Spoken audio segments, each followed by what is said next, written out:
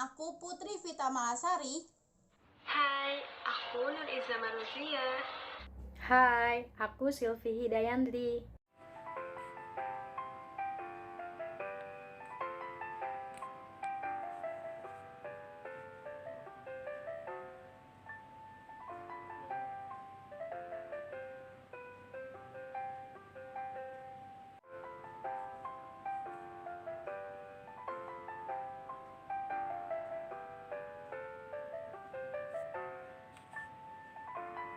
Hubungan antara perusahaan induk dan perusahaan anak lebih mudah dicapai melalui kepemilikan saham daripada dengan cara merger atau konsolidasi, terutama bila dilihat dari segi dana yang diperlukan. Melalui kepemilikan saham ini, hak kontrol terhadap perusahaan anak dapat dilakukan secara bertahap. Berarti, hak kepemilikan saham perusahaan anak itu berubah-ubah. Persentase kepemilikan saham ini dapat berubah karena beberapa alasan, seperti pertama, tambahan saham anak perusahaan dapat dibeli di pasar terbuka. 2. Sebagian saham yang dimiliki oleh induk perusahaan dapat dijual. 3. Anak perusahaan dapat melakukan transaksi permodalan dengan perusahaan induk atau pihak luar yang mengubah persentase kepemilikan perusahaan induk. Transaksi dan perlakuan akuntansi untuk masing-masing transaksi berdasarkan prior GAAP dan current GAAP. Transaksi induk dengan pihak ketiga. Parent acquires in stage atau induk memperoleh secara bertahap. Topik kontrol tidak tercapai pada pembelian pertama. Prior GAAP, selisih antara nilai wajar yang diukur dalam langkah-langkah. Current GAAP, nilai kembali investasi awal ke nilai wajar ketika pengendalian tercapai. Penyesuaian terhadap laporan laba rugi. Topik kontrol tercapai pada pembelian pertama. Prior GAAP, selisih antara nilai wajar yang diukur dalam langkah-langkah. Current GAAP, pada pembelian kedua, penyesuaian untuk kontribusi modal kepentingan pengendali. Parent sells share to third parties, atau induk menjual saham kepada pihak ketiga. Topik sama sekali. Prior GAAP, keuntungan atau kerugian selisih antara harga jual dan nilai buku. Current GAAP, keuntungan atau kerugian selisih antara harga jual dan nilai buku. Tidak ada perubahan dari GAAP sebelumnya. Topik kehilangan kendali tetapi mempertahankan beberapa kepemilikan. Prior GAAP, keuntungan atau kerugian selisih antara harga jual dan nilai buku saham yang dijual. Current GAAP, seluruh bunga harus disesuaikan dengan nilai wajar dan keuntungan atau kerugian dicatat atas semua saham yang dimiliki sebelum dijual. Topik menjual beberapa saham tetapi tetap memegang kendali. Prior GAAP, keuntungan atau kerugian yang diakui selisih antara harga jual dan nilai buku saham yang dijual. Current GAAP, penyesuaian atas kontribusi modal kepentingan pengendali. Tidak ada keuntungan atau kerugian dalam laporan laba rugi. Subsidiary transaction with and without the parents, atau transaksi anak perusahaan dengan dan tanpa induk. Issues additional shares, atau menerbitkan saham tambahan. Topik kepemilikan induk berkurang. Tidak ada partisipasi kepentingan pengendali. Prior GAAP, penjualan investasi dengan keuntungan atau kerugian pada laporan laba rugi. Current GAAP, penyesuaian setoran modal kepentingan pengendali. Topik kepemilikan induk meningkat. Tidak ada partisipasi kepentingan non-pengendali. Prior GAAP, hitung dan dialokasikan selisih antara nilai buku tersirat dan nilai buku dari investasi tambahan. Current GAAP, asumsikan induk telah memiliki pengendalian. Tidak ada penyesuaian baru yang dibuat untuk perubahan nilai wajar. Jika tidak, dilihat di atas. Induk memperoleh secara bertahap. Perusahaan induk dapat secara efektif meningkatkan kepemilikannya di anak perusahaan dengan yang pertama, membeli tambahan saham anak perusahaan secara langsung dari pihak ketiga, atau yang kedua, meminta anak perusahaan membeli saham atau anak perusahaan dari pihak ketiga. Selain itu, entitas induk juga dapat secara efektif mengurangi kepemilikannya dengan yang pertama, menjual sebagian saham anak perusahaannya secara langsung kepada pihak ketiga, atau yang kedua, meminta anak perusahaan menjual saham tambahan atau termasuk saham treasury kepada pihak ketiga. Karena substansi ekonomi pada dasarnya sama dari sudut pandang perusahaan induk. Transaksi harus dicatat secara konsisten.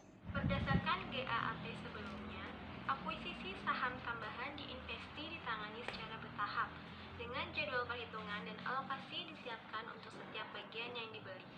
Dan sebaliknya, berdasarkan GAAP saat ini, memerlukan hal-hal berikut untuk akuisisi yang dilakukan secara bertahap dan untuk penjualan sebagian.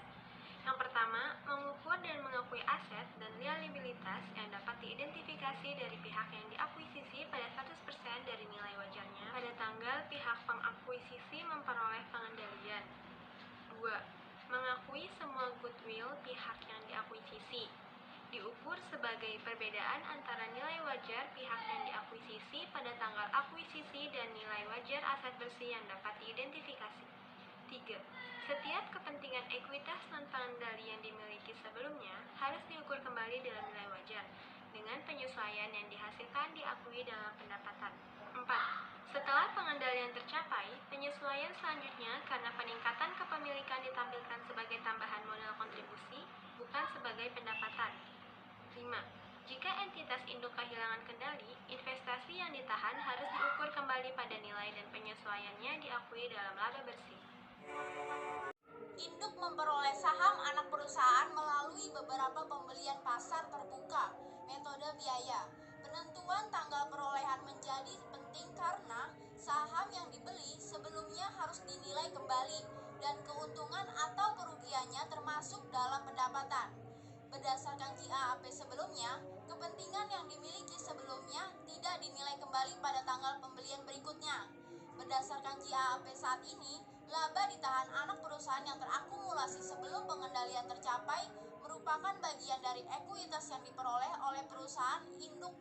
Sedangkan bagian induk atas laba ditahan anak perusahaan yang terakumulasi setelah akuisisi dimasukkan dengan benar dalam laba ditahan konsolidasi. Induk menjual investasi saham anak perusahaan di pasar terbuka. Metode biaya.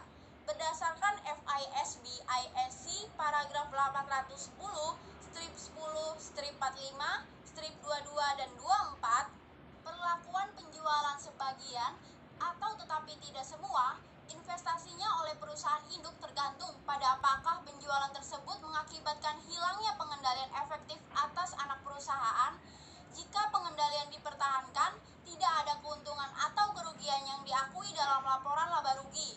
Sebagai gantinya, penyesuaian dibuat untuk tambahan modal yang disumbangkan dari kepentingan pengendali. Namun, jika pengendalian hilang, seluruh bunga disesuaikan dengan nilai wajar dan keuntungan atau kerugian dicatat dalam pendapatan atas seluruh saham yang dimiliki sebelum penjualan. Pembelian dan penjualan saham anak perusahaan oleh induk berdasarkan metode ekuitas. Perusahaan induk menyesuaikan investasinya di akun anak perusahaan untuk bagiannya atas laba atau rugi anak perusahaan dan dividen yang dibagikan. Dengan metode ekuitas ini lebih lengkap atau dibandingkan dengan metode ekuitas parsial. Penyesuaian tambahan dibuat pada pembukuan perusahaan induk untuk menyesuaikan kelebihan penyusutan, amortisasi, penghapusan laba antar perusahaan yang belum direalisasi, dan sebagainya. Selanjutnya ada saham anak perusahaan. Kepentingan ekuitas perusahaan induk di anak perusahaan juga dapat berubah sebagai akibat dari penerbitan saham tambahan oleh anak perusahaan.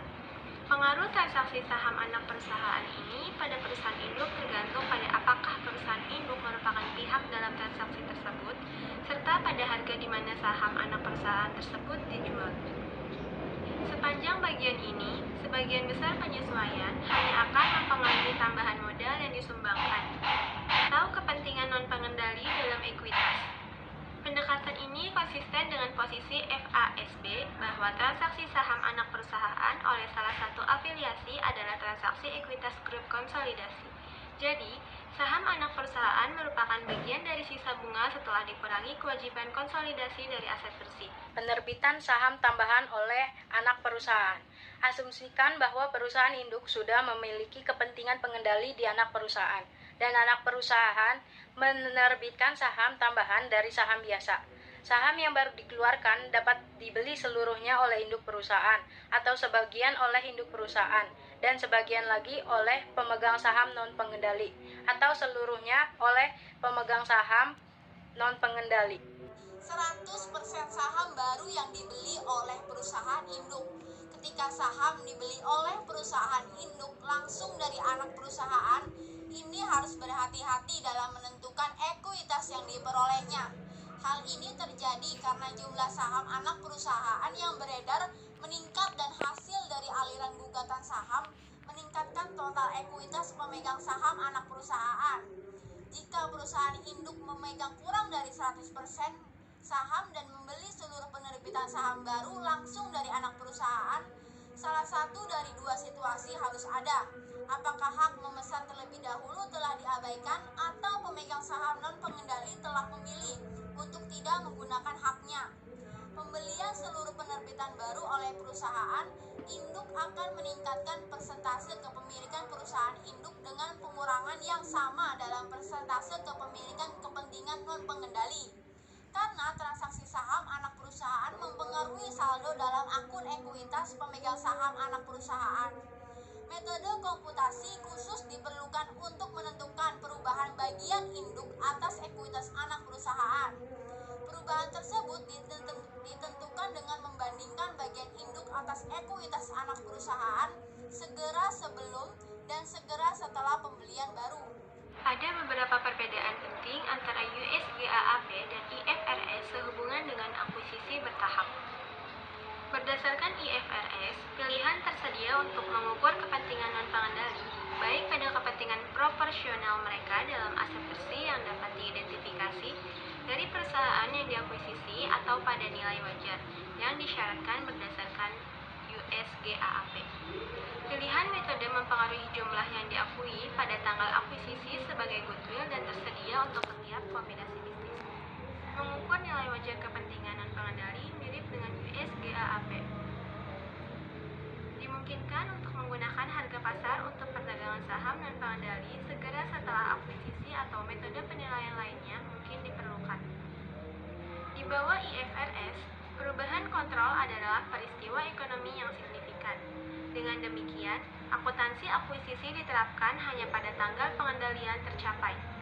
Akibatnya, goodwill diidentifikasi dan aset bersih diukur kembali ke nilai wajar hanya sehubungan dengan transaksi yang mencapai pengendalian, dan bukan sehubungan dengan akuisisi kepentingan ekuitas sebelumnya atau selanjutnya. Dalam mengukur goodwill, setiap kepentingan yang dimiliki sebelumnya pada pihak yang diakuisisi, pertama-tama diukur kembali ke nilai wajar, dengan setiap keuntungan diakui dalam pendapatan, termasuk reklasifikasi keuntungan atau kerugian yang dimasukkan dalam pendapatan komprehensif lain. Demikian pula pada pelepasan kepentingan pengendali. Setiap kepentingan residual diukur kembali